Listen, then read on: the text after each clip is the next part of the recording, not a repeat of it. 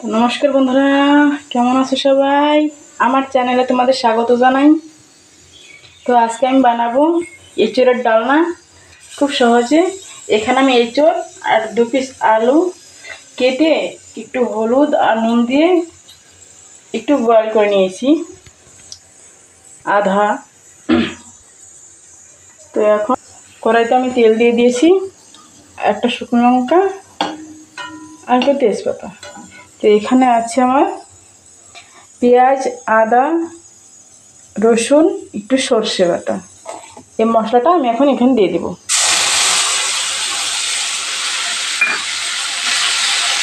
মশলাটা ভালো করে কষানো হয়ে গেলে কাঁঠালটা দিয়ে দিই এর মধ্যে। একদম ইজি।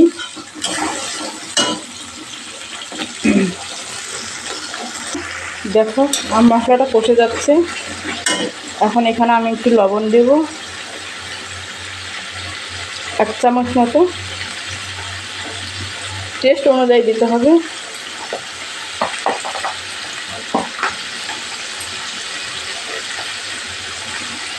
ছোট 1 চামচ হলুদ গুঁড়ো,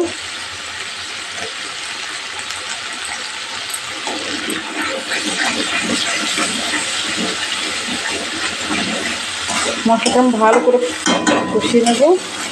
যখন দেখবো তেল ছেড়ে গেছে তখন ভেবে নেব যে মশলাটা কষে গেছে। এখন একটু লঙ্কা পাউডার দেবো। তো বন্ধুরা, তোমরা যে যেরকম ঝাল খাবা সেরকম লঙ্কা পাউডার ইউজ করবা। আমি একটু ঝাল একটু বেশি খাই, তো এই জন্য একটু বেশি দিলাম।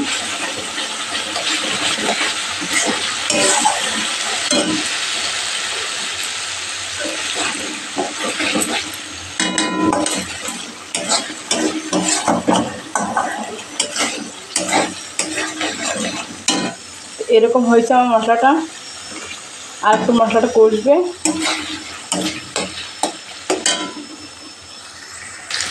তো বন্ধুরা, মশলাটা কষানো হয়ে গেছে। আমি এর মধ্যে কাঁঠালটা দিয়ে দিলাম। এখন মশলার সাথে কাঁঠালটা ভালো করে মেখে নেব।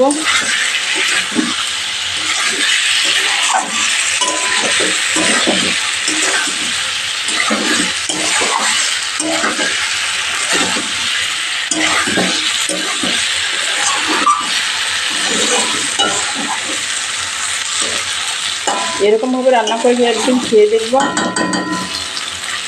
মাছ মাংস আর খেতে ইচ্ছে করবে না। এখন একটু ঢেকে দেবো, আঁচটা মিডিয়ামে করে রাখবো। তো বন্ধুরা দেখো, আমি এখানে একটু জল দিয়ে দিয়েছি। জলটা গরম করে তারপরে দিয়েছি, ঠান্ডা জল এখানে আমি দিইনি।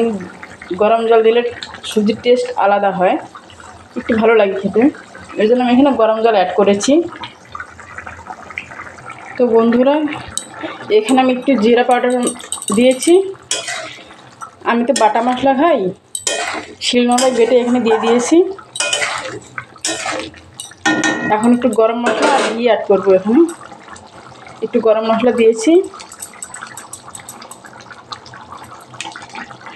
একটু ঘি দিয়ে দেব।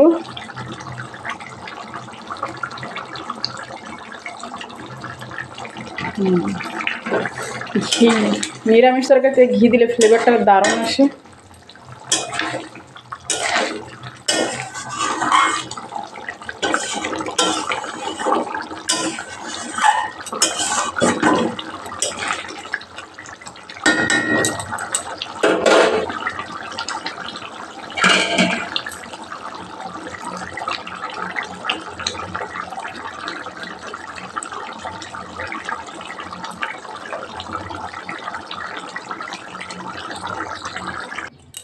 তো বন্ধুরা, ফাইনালি আমার এঁচোড়ের ডালনা রেডি হয়ে গেছে। দেখুন, লাস্টে জিরা পাউডার, গরম মশলা, ঘি দিয়ে নামিয়েছি। দেখুন কালারটা।